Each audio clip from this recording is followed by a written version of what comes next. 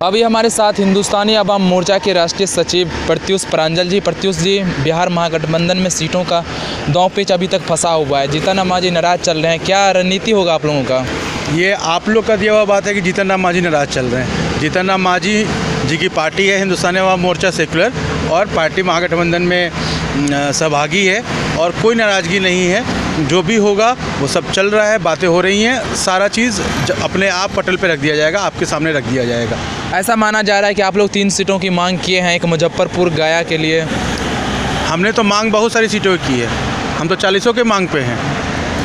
महागठबंधन की मांग 40 सीट है, बीजेपी को 40 सीट पर हराना है, तो जो महागठबंधन का मांग है वही हिंदुस्तानी अवाम मोर्चा सेकुलर का मांग है। आप तैयारी तो हम जो हैं हम 40 सीट पर तैयारी कर रहे हैं। जो महागठबंधन में सीट हमारे हिस्से में आएगी हम उस पर अपना उम्मीदवार खड़ा करेंगे। अदरवाइज़ जितनी जो बची हुई सीटें हैं उस पर हमारी पार्टी महागठबंधन को कैसे जिताना है, महागठबंधन के लिए सीट कैसे जीतना है, इस पर काम करेगी।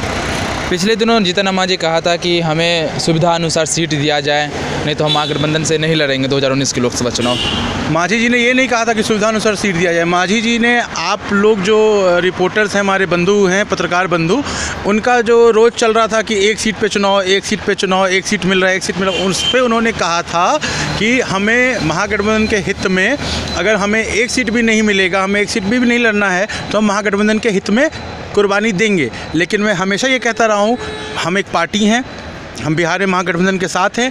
कुर्बानी का मतलब पार्टी ही हम नहीं कुर्बान कर देंगे, हम चुनाव लड़ेंगे और सम्मानजनक सीट हमें मिलेगा, हम उस पर चुनाव लड़ेंगे। हिंदुस्तानी अवाम मोर्चा के लिए कौन कौन सा सीट सबसे महत्वपूर्ण है, ये आपको हम अभी कैसे बता दें?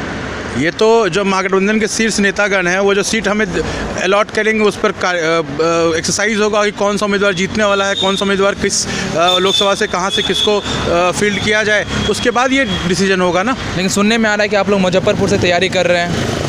मुजफ्फरपुर से हो चाहे वैशाली से हो, क्योंकि मैं मुजफ्फरपुर से रहने वाला हूं, तो हम मुजफ्फरपुर में भी तैयारी कर रहे हैं, वैशाली सीट में भी रघुवंश बाबू के लिए हम तैयारी कर रहे हैं। तो कहने का मतलब ये है कि वैशाली हो या मुजफ्फरपुर हो या आसपास के उत्तर बिहार की जितने भी सीटें हैं उस पर हम महागठबंधन के लिए तैयारी कर रहे हैं, और जहाँ से हमें सीट मिलेगा हम वहाँ से हमारे पार्टी के जो उम्मीदवार होंगे वो लड़ेंगे। अदरवाइज़ हम हर जगह पर महागठबंधन को जिताने का काम करेंगे। कल कांग्रेस पार्टी ने एक महत्वपूर्ण फैसला लिया है, प्रियंका गांधी को ईस्ट यूपी का कमान दिया गया है। देखिए, प्रियंका गांधी जी आज से नहीं, बहुत पहले से अमेठी और रायबरेली में काम करती रही हैं, और ये बहुत स्वागत योग्य बात है, और मैं इस बात का स्वागत करता हूं क्योंकि प्रियंका गांधी जी में क्षमता है देश में कुशल नेतृत्व करने का। प्रियंका गांधी जी के अंदर क्षमता है वोट अपनी तरफ ट्रांसफ़र करने का, और कांग्रेस पार्टी और जो कांग्रेस पार्टी के राष्ट्रीय अध्यक्ष राहुल गांधी जी, उन्होंने इसी को ध्यान में रखते हुए प्रियंका गांधी जी को राष्ट्रीय महासचिव बनाया है और उनको पूर्वी उत्तर प्रदेश का प्रभार दिया है। 3 फरवरी को कांग्रेस का पटना के गांधी मैदान में एक महत्वपूर्ण रैली होने जा रही है, क्या हिंदुस्तानी अवाम मोर्चा सपोर्ट करेगी इस रैली को? देखिए, ये रैली कांग्रेस पार्टी की है, कांग्रेस पार्टी इस रैली को आहूत किया है, कांग्रेस पार्टी ही इस रैली को संपन्न कराएगी। लेकिन महागठबंधन की ये रैली नहीं है, ये कांग्रेस पार्टी की रैली है। महागठबंधन के हम घटक दल हैं, इसके नाते अगर कांग्रेस पार्टी की तरफ से हमारे पास कोई हमारे नेता को इन्विटेशन आता है तो ज़रूर हमारे नेता उसमें शिरकत करेंगे। लेकिन बाहुबलियों का सहारा लिया जा रहा है गांधी मैदान को भरने के लिए, भीड़ जुटाने के लिए। कौन है बाहुबली?